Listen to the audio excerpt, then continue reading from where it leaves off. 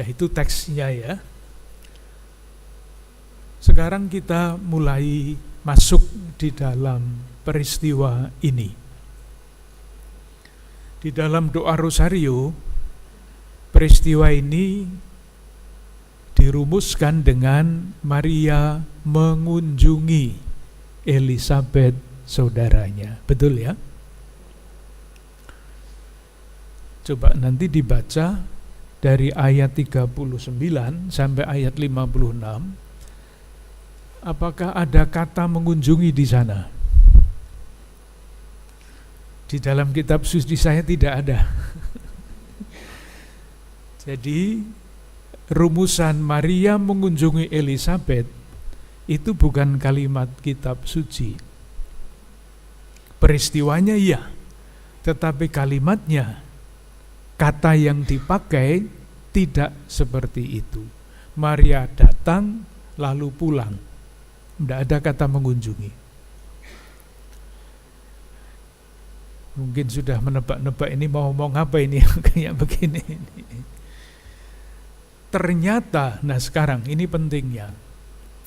Ternyata rumusan Maria mengunjungi Elisabet saudaranya itu mempunyai latar belakang kitab suci yang sangat kuat dan memuat makna yang sangat penting. Jadi bukan sekedar mengunjungi, Maria mengunjungi Elisabet saudaranya. Ada hal yang sangat penting yang mau dikatakan dengan menggunakan kata mengunjungi. Nah, di dalam Injil Lukas yang dipakai sebetulnya adalah kata melawat. Lawatan, mengunjungi, melawat itu kira-kira teks aslinya, bahasa asli kitab suci itu sama. Oleh karena itu kita mesti mencari ini kira-kira yang dulu merumuskan peristiwa ini dengan kalimat Maria mengunjungi Elisabet, melawati Elisabet. Ini dasarnya apa ya? Karena pasti bukan sembarangan dirumuskan Maria mengunjungi Elisabet saudarinya. Salam Maria penuh rahmat. Enggak. Ada alasan. Maka caranya di dalam mencari makna ya menemukan kata melawat, mengunjungi. Ada di mana di dalam kitab suci kata yang dipakai itu. Ketemulah bab 1 ayat 68 Injil Lukas, semua Injil Lukas bab 1 ayat 68. Saya baca begini. Terpujilah Tuhan Allah Israel, sebab Ia melawat umat-Nya, mengunjungi umat-Nya, dan membawa kelepasan baginya. Ayat 78. Oleh rahmat dan belas kasihan dari Allah kita, dengan mana Ia akan melawat kita, surya pagi dan tempat dari tempat yang tinggi. Jadi kalau di dalam kitab suci digunakan kata mengunjungi, yang kita pakai di dalam doa Rosario, di dalam kitab suci diterjemahkan dengan kata melawat. Kata itu dipakai untuk menggambarkan ketika Allah masuk di dalam sejarah manusia. Allah melawat umat-Nya. Allah mengunjungi umat-Nya. Kata uskup dalam bahasa Indonesia itu akarnya sama dengan kata ini, yang di dalam kitab suci diterjemahkan dengan penilik. Jadi menilik, mengunjungi, melawat itu kata akarnya, kata asli di dalam kitab suci asli itu sama. Jadi tugasnya uskup itu seperti tugasnya Bunda Maria ini, mengunjungi, menilik umat. Jadi kalau uskup tinggal di rumah saja, itu bukan uskup, tugasnya menilik, tugasnya mengunjungi, maka kemana-mana, ke paroki-paroki yang menjadi wilayah pelayanannya. Jadi ketika kita mengucapkan peristiwa yang kedua, Maria mengunjungi Elisabet saudaranya. Di belakang kalimat itu kan yang terjadi peristiwanya adalah Maria mengunjungi Elisabet. Itu yang ada di permukaan, yang kelihatan. Di bawahnya ini adalah simbol, lambang dari Allah yang sedang melawat umatnya. Dan Bunda Maria mempunyai peranan yang sangat menentukan di dalam peristiwa Allah yang melawat umatnya itu. Karena Allah ini melawat umatnya lewat siapa?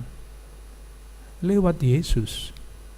Nah, kalau Bunda Maria tidak mau menerima tugas yang dipercayakan Allah kepadanya, bagaimana Allah dapat melawat umatnya? Moga-moga jelas ya. Jadi ada dua lapis. Lapis pertama, Maria mengunjungi Elisabet saudarinya. Kunjungan manusiawi biasa. Lalu kita coba cari apakah ada makna yang jauh lebih dalam daripada sekedar kunjungan dua bersaudara itu. Nah, caranya dengan membaca kitab suci, mencari kata mengunjungi itu ada di mana, kata melawat itu ada di mana. Kita temukan pada bab 1 Injil Lukas ayat 68 dan 78. Moga-moga jelas. Satu lagi bab 7 ayat 16 Injil Lukas. Masih ada kata melawat. Kita pasti ingat kisah Yesus membangkitkan anak muda di Nain. Pada ayat 16 dikatakan begini, seorang nabi besar telah muncul di tengah-tengah kita, dan Allah telah melawat umatnya. Jadi ketika terjadi penyembuhan, Yesus menyembuhkan anak muda di Nain. Kalimat kesimpulannya Allah telah melawat umatnya. Jadi dari kata melawat kita dapat memperoleh indikator. Jadi jangan di kunjungan Maria kepada Elisabet, jangan hanya dimaknai perjumpaan itu, jangan hanya dimaknai sebagai kunjungan dua orang bersaudara, tetapi ini adalah antisipasi atau wujud awal dari Allah yang melawat umatnya itu. Moga-moga tidak berbelit-belit. Ayat bab 19 Injil Lukas ayat 44. Saya baca bunyinya begini, dan mereka akan membinasakan engkau beserta dengan pendudukmu, dan pada tembokmu mereka tidak akan membiarkan suatu batu pun tinggal terletak di atas batu yang lain. Nah sekarang, karena engkau tidak mengetahui saat bila mana Allah melawat engkau. Kata melawat engkau ternyata itu istilah teknis yang mempunyai makna khusus di dalam kitab suci. Kalau di dalam kitab suci, khususnya Injil Lukas dipakai kata melawat, itu pasti ada sesuatu di baliknya, yaitu keyakinan bahwa Allah melawat umatnya, masuk di dalam sejarah umat manusia dan menjadi penyelamat umat manusia.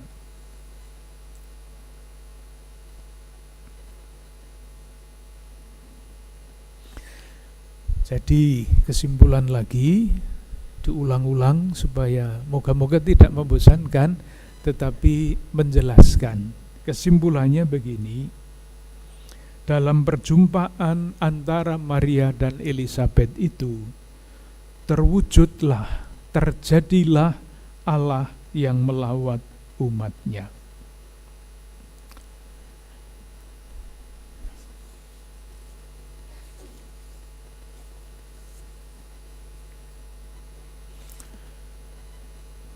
Kembali lagi ke teks Injil Lukas bab 1. Jadi kita bertanya atau kita mempertanyakan dalam arti baik ya, tidak meragukan tetapi mempertanyakan kenapa kisahnya dirumuskan dengan kata ini. Beberapa waktu kemudian berangkatlah Maria dan langsung berjalan ke pegunungan. Langsung, tidak mampir-mampir, tidak singgah-singgah. Dan dikatakan di situ, berangkatlah dan langsung, itu menunjukkan ketergesa-gesaan. Jadi jurusannya ke sana dan cepat-cepat langkah itu diayunkan ke sana.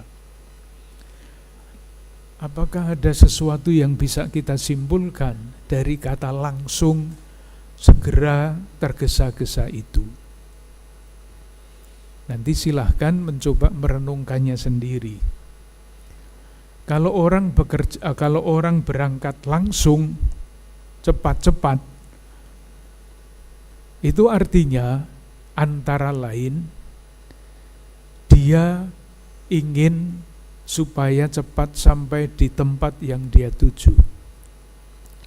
Atau dia tidak mempunyai keraguan-raguan sedikit pun bahwa dia harus berangkat ke sana langsung. Maka pertanyaannya adalah, apa yang mendorong Bunda Maria mengambil jalan itu? Mengambil sikap itu langsung segera berangkat. Nah, kalau kita mau mudah, jawabannya adalah tentu Roh Kudus yang mendorong itu. Itu jawaban mudah dan pasti benar. Tetapi apakah ada yang lebih rinci yang membuat kita semakin memahami ketergesaan dan kelangsungan itu? Jawabannya ada pada bab 1 ayat 36. Ketika Maria bercakap-cakap dengan malaikat, malaikat itu mengatakan begini, "Dan sesungguhnya Elisabet sanakmu itu, ia pun sedang mengandung seorang anak laki-laki pada hari tuanya, dan inilah bulan yang ke-6 bagi dia yang disebut mandul itu.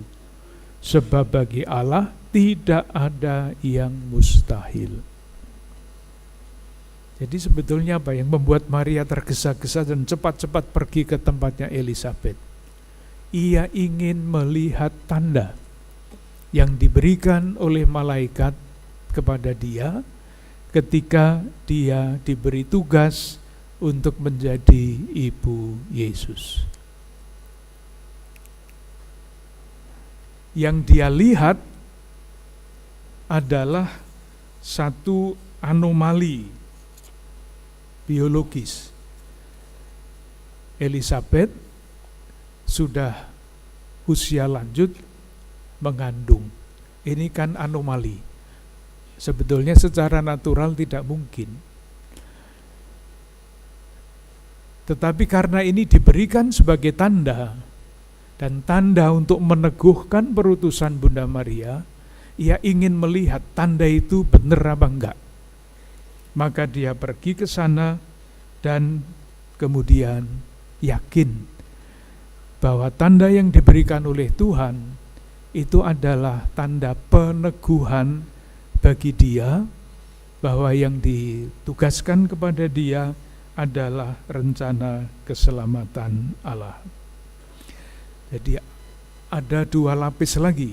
Lapis pertama yang ia lihat adalah anomali biologis. yang ia lihat pada lapis yang lebih dalam adalah peneguhan bahwa tidak ada yang mustahil bagi Tuhan. Yang mustahil itu bukan hanya bahwa Elisabeth mengandung di hari tuanya.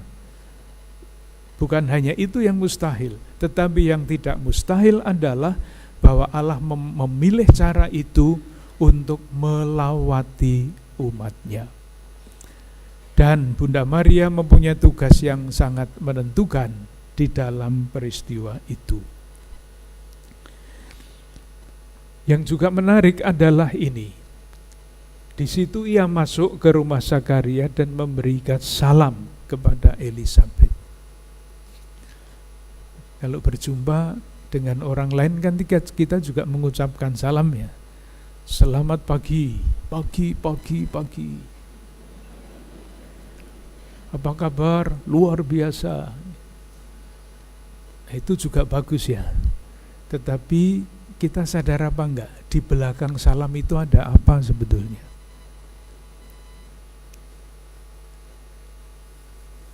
Saya bercerita saja mengenai pengalaman cerita yang pernah saya dengar dari dosen saya, sudah almarhum sekarang. Seorang Romo, misionaris dari Belanda. Waktu itu dia ditugaskan untuk menjadi pendamping siswa di SMA De Brito di Jogja. Itu kolese dari Romo-Romo Yesuit. Di Semarang ada kolese Yesuit yang lain namanya Loyola. Di tengah-tengahnya ada seminari menengah Mertoyudan. Nah, pada suatu ketika tempat pendidikan itu ingin mengadakan pertandingan bersama-sama. Tempatnya karena menginap, maka tempatnya di seminari Mertoyudan yang ada tempat tidurnya untuk orang banyak. Romo ini, Romo Tom Jacobs, kalau kenal nama itu, seorang perintis di dalam ilmu teologi di Indonesia, itu mendampingi anak-anak yang dari De Brito. Pertandingan berjalan baik, mereka anak-anak tidur menginap di sana, dan pagi hari Romo Tom Jacobs ini berkeliling membangunkan anak-anak tidur di ruang kelas yang besar. Dan Romo Tom Jacobs ini mengucapkan salam. Selamat pagi anak-anak, bangun, sudah waktunya bangun. Salam biasa sekali kan? Selamat pagi anak-anak, bangun, sudah waktunya bangun. Sudah. Pertandingan selesai, semuanya selesai. Sekian tahun kemudian, Romo Tom Jacobs ini merayakan Ekaristi di salah satu paroki. Dan dia didekati oleh sepasang suami istri yang masih muda. Dan bapak dari keluarga itu bertanya, Romo masih ingat saya? Ya pasti tidak ingat. Sudah lama dan anaknya banyak.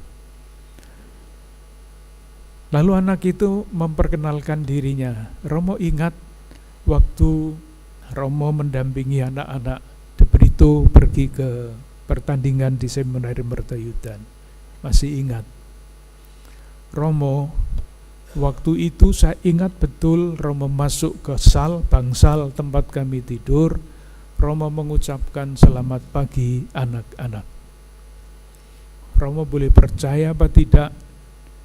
Sesudah saya mendengar salam itu, saya berpikir untuk menjadi orang Katolik. Enak sekali jadi orang Katolik. Kalau gitu nanti kita berdiri di depan sana, selamat siang. Semua orang jadi Katolik. Ternyata anak itu adalah anak yatim piatu, tidak punya keluarga, tidak pernah mendengar salam seperti itu. Dan salam sesederhana itu masuk di dalam batinnya, entah bagaimana, itulah kekuatan salam dalam arti yang baik, meneguhkan kehidupan seseorang Dan ketika orang itu merasa diteguhkan, khususnya anak ini, dia mencoba mencari. Nah, kalau kita merumuskannya ya, apa yang ada di balik salam itu. Dan rupanya dia menemukan kesimpulannya dia, ini Romo ini hebat. Apa yang mendorong dia untuk mengucapkan salam bagi kami anak-anak ini. Dan akhirnya anak itu menjadi Katolik, menikah secara Katolik, dan ketemu dengan Romo Tom Jacobs itu di salah satu paroki di Bandung. Kekuatan salam yang sungguh-sungguh keluar dari hati. Tidak hanya salam tempel, tetapi salam yang sungguh-sungguh muncul. Karena salam ini sebetulnya sama dengan berkat ya. Sama dengan berkat. Di berkat itu bukan sekedar atas nama Bapa dan Putra dan Roh Kudus. Itu juga. Berkat itu bukan hanya tanda salib di dahi. Tapi berkat yang paling utama adalah ucapan yang seringkali tersembunyi. Dan berkat yang paling dahsyat adalah yang didengar oleh Yesus ketika ia dibaptis. Engkaulah anak yang kukasihi, kepadamulah aku berkenan. Dan ketika kita dibaptis, kita juga mendengar salam itu. Engkaulah anak yang kukasihi, kepadamulah aku berkenan.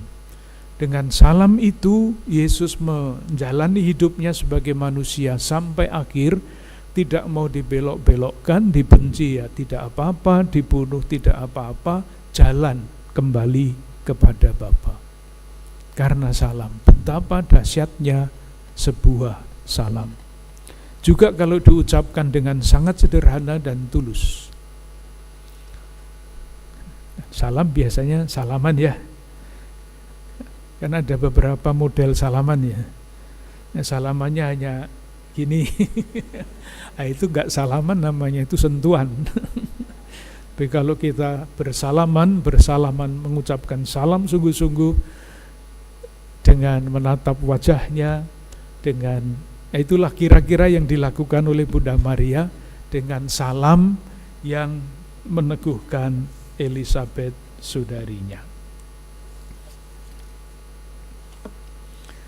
Sekarang apa yang dilakukan atau salam itu berbuah apa di dalam hidup Elizabeth? Ada beberapa hal. Lalu berserulah dengan suara nyaring, diberkatilah engkau di antara, ayat 41, dan ketika Elizabeth mendengar salam itu, melonjaklah anak yang di dalam rahimnya, dan Elizabeth pun penuh dengan Roh Kudus.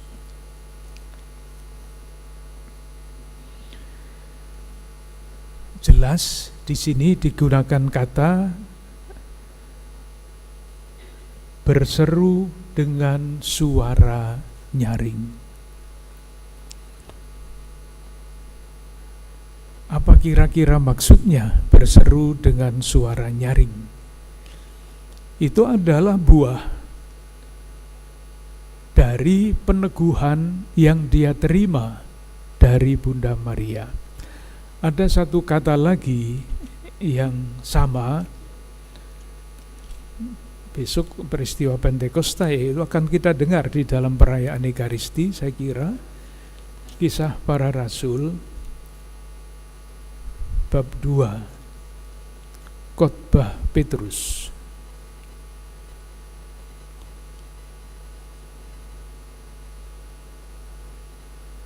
Nah, Kisah Para Rasul bab 2 ayat 14.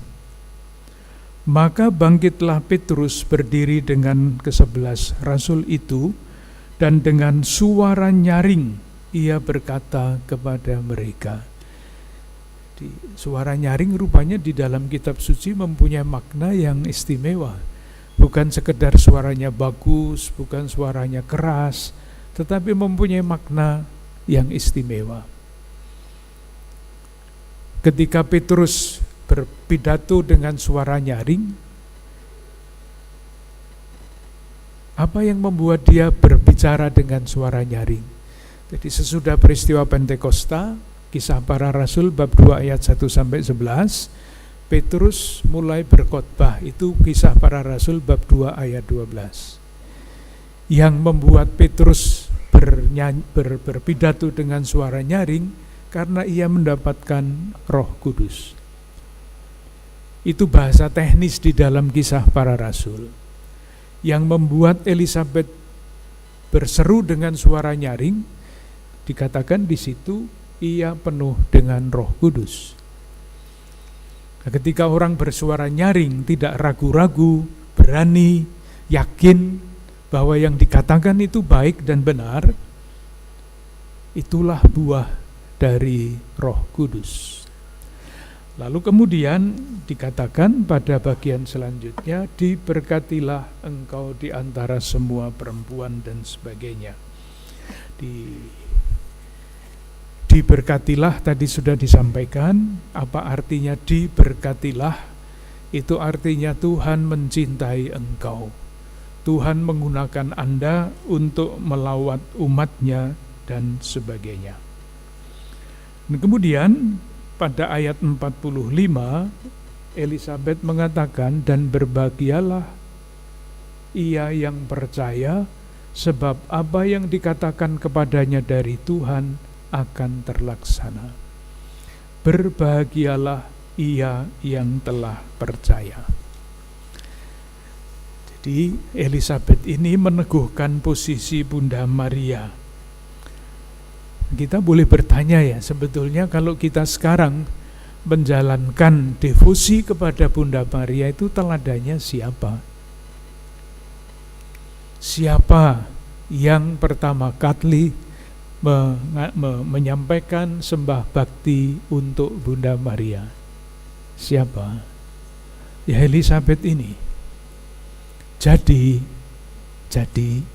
kalau sekarang di mana-mana muncul devosi kepada Bunda Maria yang semakin kuat, kita mesti banyak belajar dari Elisabet. Karena Elisabet inilah yang menurut kisah ini pribadi yang pertama yang memuji mulia Bunda Maria. Kita itu ikut-ikut Elisabet dengan memuji Bunda Maria sebagai yang dirahmati. Dan ketika nanti kalau soal Kidung Magnificat mesti dibicarakan sendiri, tapi kesimpulannya begini, sesudah Bunda Maria berjumpa dengan Elisabet, ia pun dibebaskan. Tadi kesimpulannya kan begitu ya. Ketika Maria mengunjungi Elisabet, Elisabet menyampaikan pujian syukur, diberkatilah engkau di antara semua perempuan. Ketika peristiwanya sudah selesai, Maria diteguhkan oleh Elisabet, berbahagialah ia yang telah percaya, bebas, merdeka untuk melanjutkan perjalanan hidupnya sebagai hamba Tuhan. Ia menyanyi Kidung Magnificat. Sesudah selesai semuanya, ia pulang ke rumahnya. Nah, sesudah ini Bunda Maria tidak ada kisahnya lagi kecuali 1-2 ayat. Pasti ia sudah merasa dibebaskan dalam perjumpaan ini, sadar akan tugas perutusannya yang tidak mudah. Maka ia menjadi pengikut Yesus yang setia sampai akhir. Ia berdiri di kaki salib ketika Yesus disalib menurut Injil Yohanes. Ia masih akan menghadapi segala macam kesulitan. Ia tidak tahu, tidak semua yang melintas di dalam hidupnya ia pahami. Contohnya sederhana, ketika anaknya hilang di bait suci dan bertanya, "Nak, kenapa kamu melakukan itu kepada orang tuamu?" Dijawab Yesus, "Apakah kamu tidak tahu bahwa aku harus berada di dalam rumah Bapakku?"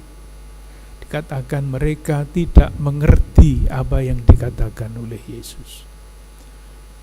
Dan sebelumnya ketika Yesus lahir pun dia sudah tidak mengerti. Malaikat memberi kabar kepada para gembala, gembalanya bernyanyi riang. Dikatakan Maria tidak mengerti apa yang terjadi. ia masih harus menghadapi semuanya itu, tetapi dengan sebagai manusia dengan hati yang sudah merdeka, yakin meskipun belum melihat hasilnya, yakin bahwa semuanya mempunyai arti di dalam hidupnya. Yang terakhir, sudah lelah atau belum? Sudah ya. Yang ngomong itu biasanya tidak lelah, yang mendengarkan itu yang lelah. Tadi yang terakhir dikatakan di sini bahwa Elizabeth itu penuh dengan Roh Kudus. Bunda Maria juga penuh dengan Roh Kudus. Besok pagi kita merayakan Pentakosta, datangnya Roh Kudus.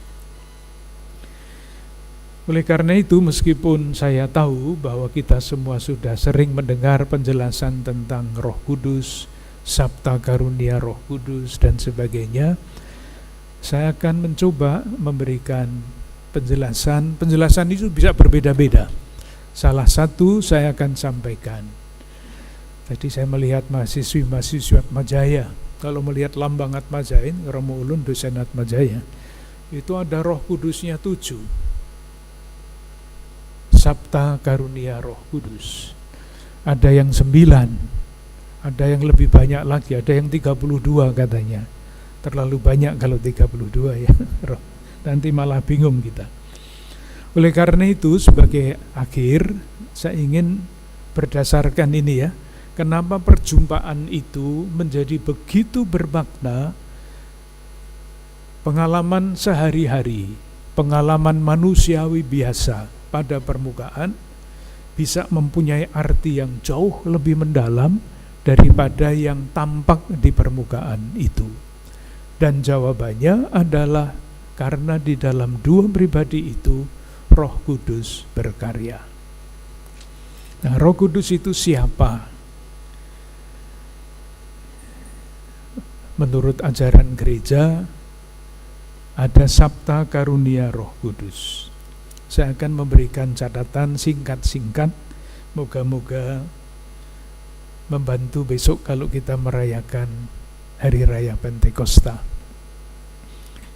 Yang pertama yang dikatakan adalah karunia pertama. Jadi urut-urutannya ini bisa berbeda-beda, tergantung siapa yang menjelaskan. Saya menempatkan anugerah pertama Roh Kudus adalah roh takut akan Allah. Itu rumusannya, roh takut akan Allah.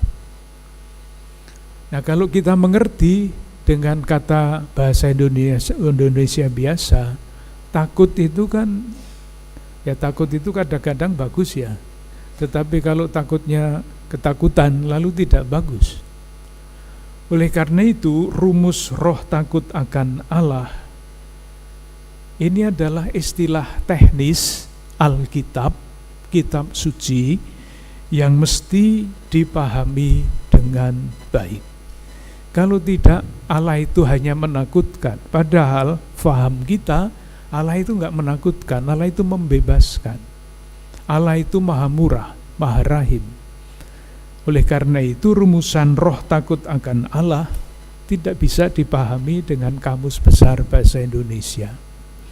Harus dipahami misalnya dengan kutipan dari kitab Putra Sirah, ada di dalam catatan, bunyinya begini, awal kebijaksanaan ialah takut akan Tuhan. Ini istilah teknis. Atau Mazmur 112 ayat 1 bunyinya begini, berbahagialah orang yang takut akan Tuhan dan sangat suka akan perintah-perintahnya. Oleh karena itu kita bertanya, lah kalau begitu maksudnya apa? Maksudnya jauh dari kata takut itu.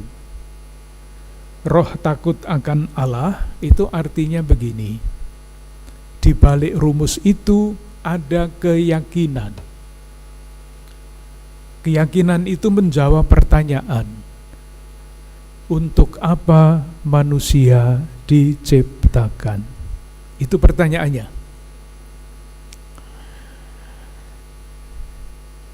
takut akan Tuhan menjawab begini: manusia diciptakan untuk memuliakan Allah dan mengabdi kepadanya. Ini jawabannya. Jadi roh takut akan Allah membuat kita yakin bahwa tujuan manusia diciptakan adalah untuk memuliakan Tuhan dan mengabdi kepadanya.